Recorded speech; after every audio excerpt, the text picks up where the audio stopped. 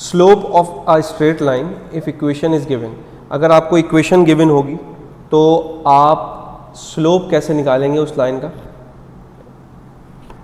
अगर आपके पास एक इक्वेशन है और लाइन की इक्वेशन, इसका स्लोप निकालना है तो उसका फॉर्मूला सिंपल बहुत ये है, m is equals to minus coefficient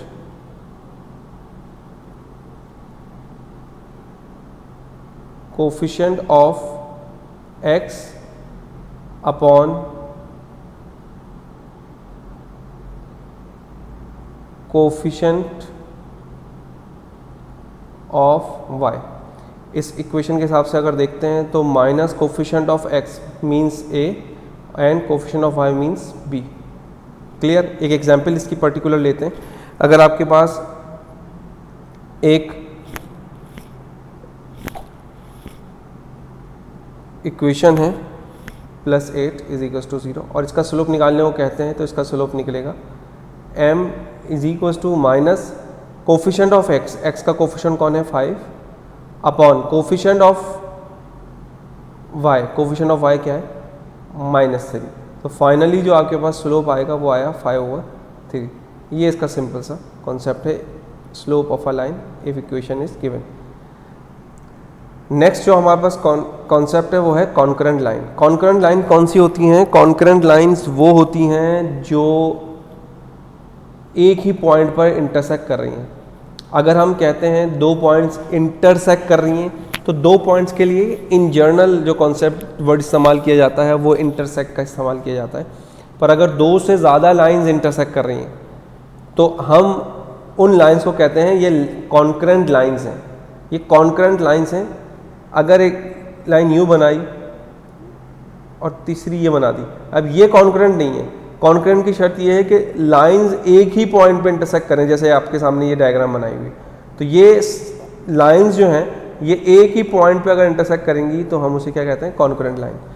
दो लाइन को भी हम कॉन्करेंट कह सकते हैं कि अगर वो एक पॉइंट पे टच कर रही हैं, पर एप्रोप्रिएट ज़्यादा बेहतर वो है कि अगर आप दो से ज़्यादा लाइंस को एक ही पॉइंट पे इंटरसेक्ट करते हुए बोलें कि ये एक ही पॉइंट पे इंटरसेक्ट कर रहे हैं तो इसको हम कॉन्करेंट लाइंस बोल रहे हैं।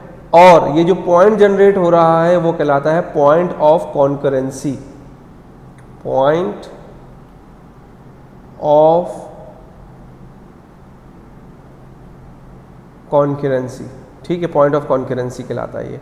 अच्छा, इसके लिए सिंपल क्या करना होता है? अगर आपसे पूछते हैं कि ये बताइए गिवन लाइंस हैं आपको दी हुई, गिवन लाइंस हैं, जस्ट सपोज गिवन लाइंस आपको देते हैं 3 lines x this is equals to 6। कुछ एग्जांपल मैं आपको एक समझा रहा हूँ कि 3 examples 22 is equals to 3x and 6x plus 5y plus 8 is equals to 0। ये 3 लाइंस दी हुई हैं। आपने क्या करना है? इन 3 लाइंस को पहले तो अरेंज कर लेना है x, y और कांस्टेंट की फॉर्म में। मतलब पहले एक तरफ इज इक्वल्स टू 0 कर दो और x को पॉजिटिव रखो, बाकी एक ही फॉर्म में अरेंज कर लो ताकि x एक तरफ आ जाए, y एक तरफ आ जाए और z एक तरफ, कांस्टेंट एक तरफ आ जाए। ठीक है, सबसे पहले आपने इनको अरेंज कर लेना है। ये अरेंज्ड है।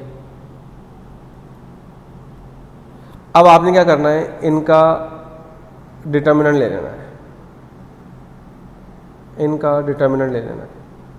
जब डिटर्मिनेंट लेंगे तो अगर इसका डिटर्मिनेंट 0 आ गया, मतलब आप इसका मैट्रिक्स बनाते हैं इन लाइंस का, तो जिसको हम कहते हैं कोफिशिएंट मैट्रिक्स। तो कोफिशिएंट मैट्रिक्स कैसे बनता है?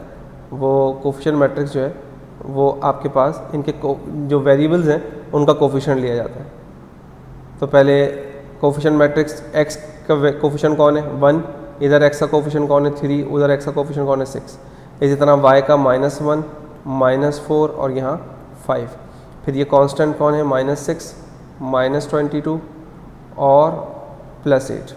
ओके, अब इसका क्या ले लेंगे हम? डिटर्मिनेंट ले लेंगे इस मैट्रिक्स का। जब इस मैट्रिक्स का डिटर्मिनेंट अगर 0 आ गया, इस मैट्रिक्स का डिटर्मिनेंट अगर 0 आ गया तो इसका मतलब है जो गिवन लाइंस हैं वो कॉन्करेंट हैं। ये आपकी इसकी कंडीशन है कि डिटर्मिनेंट अगर 0 आ गया तो लाइंस क्या हैं? कॉन्करेंट हैं। क्लियर? अच्छा, इसी के क्वेश्चन में इस तरह भी कभी कभार पूछा जा सकता है कभी आपको अगर प्रूफ करने को कह रहे हैं तो आप ज़ीरो ला के दिखाएंगे कि ये आप इसका डिटर्मिनेंट ले लें और ज़ीरो आ गया तो आप कहेंगे कि hence proof that given lines are concurrent. और कभी कभार आपसे को ये कहते हैं कि वैल्यू फाइंड आउट करो, find the value of, find the value of a ले लें, कभी के दे देते हैं,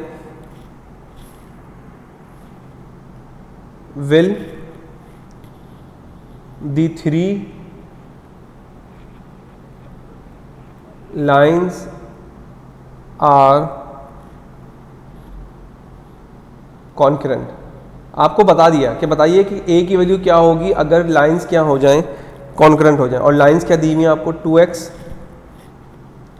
plus y minus 1 is equals to 0,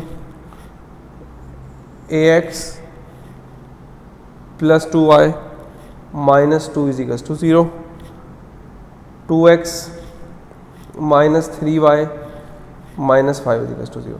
ये लाइंस दी, ये लाइन की इक्वेशन है और ये अरेंज्ड है, ठीक है। इसको करने की जरूरत नहीं है, अगर नहीं होंगी तो मैं अरेंज करनी होगी। आप क्या करोगे, इसका कोफिशिएंट मैट्रिक्स का डिटर्मिनेंट बनाओगे, वो बता दिया था मैंने कोफिशिएंट मैट्रिक्स कैसे बनेगा, मैं सारे डायरेक्ट इसका डिटर्मिनेंट बना रहा हूँ। 1 2 -3 -1 -2 -5, ओके। इसका डिटर्मिनेंट 0 लाके प्रूव नहीं करना है, उसने कहा है कि ये कॉन्करेंट हैं, ए की वैल्यू बताइए। अगर कॉन्करेंट है तो आप क्या करोगे, अगर ये कॉन्करेंट है तो ऑब्वियसली इसका डिटर्मिनेंट 0 होगा, ठीक है। आपको उसने बता दिया, अब उसने बता दिया तो आप 0 लेकर चलोगे। अब जब 0 लेकर चलोगे तो इसको आप सॉल्व कर लो, तो इसका डिटर्मिनेंट सॉल्व करो। 2 -10 -6 -1 -5a प्लस 4, नॉर्मल जैसे 3/3 का डिटर्मिनेंट सॉल्व होता है वो वैसे ही सॉल्व कर रहा हूँ मैं। ये डिटर्मिनेंट सॉल्व करने की वीडियो जो है वो मतलब जब मैं डिटर्मिनेंट वाले कॉन्सेप्ट बनाए हैं तो वहाँ पर आप देख लीजिएगा, उसमें से आप सॉल्व करना सीख लेंगे ये मैट्रिसेस वाले चैप्टर में। इसको मैं अभी फ़िलहाल डायरेक्ट कर रहा हूँ। ये आपको सिंप्लीफाई करना होगी, 3a plus 4 is equals to 0, ठीक है। और फिर इसको फर्दर सॉल्व करेंगे, यहाँ पर 8a बचेगा और इज इक्वल्स टू 32 और a की वैल्यू आपके पास क्या आ गई, 4। तो हमने क्या समझा आज कि सबसे पहले ये सीखा कि अगर लाइंस इक्वेशन गिवन है तो क्या करेंगे, उसकी लाइन की इक्वेशन, अगर line equation of line given है तो हम उसका स्लोप इजीली निकाल सकते हैं माइनस कोफिशिएंट ऑफ x और कोफिशिएंट ऑफ y से। दूसरा कॉन्सेप्ट जो हमने डिस्कस किया वो डिस्कस किया कॉन्करेंट लाइन, जब 2 या 2 से ज़्यादा लाइंस इंटरसेक्ट करती हैं एक ही पॉइंट पर तो वो लाइंस क्या कहलाती हैं, कॉन्करेंट। और वो जो पॉइंट जनरेट होता है वो क्या कहलाता है, पॉइंट ऑफ कॉन्करेंसी, ठीक है। और लास्ट में हमने सीखा कि अगर वो आपसे कहता है कि ये कॉन्करेंट हैं तो आप 0 लेकर चलेंगे, और अगर आपको प्रूफ करने को कहता है तो आप क्या करोगे, 0 लाके दिखाओगे। एक बात और ज़रा समझ लेते हैं, अगर आपसे कहते हैं find the point of concurrency, point of concurrency का मतलब ये लाइन जहाँ टकरा रही हैं, 1 2 3 4 लाइनें टकरा रही हैं एक ही उस पर, तो आप लाइन का मतलब पॉइंट मालूम करने का मतलब क्या है बेटा, x और y है, ये मालूम करो। अब आपने कोई भी 2 इक्वेशन आपस में ले लें, कोई भी 2 इक्वेशन लेकर साइमल्टेनियस सॉल्व कर लें, x और y आपके पास आ जाएगा। ये 2 लें, ये 2 लें या ये 2 लें, कोई भी मर्जी है, कोई भी 2 इक्वेशन आपस में ले लें, आप सॉल्व कर लें और उसको सॉल्व करने का जो x और y की वैल्यू आएगी वो आपकी पॉइंट ऑफ कॉन्करेंसी कहलाएगी, ठीक है। होपफुली आपको समझ आ गया होगा। Thank you very much.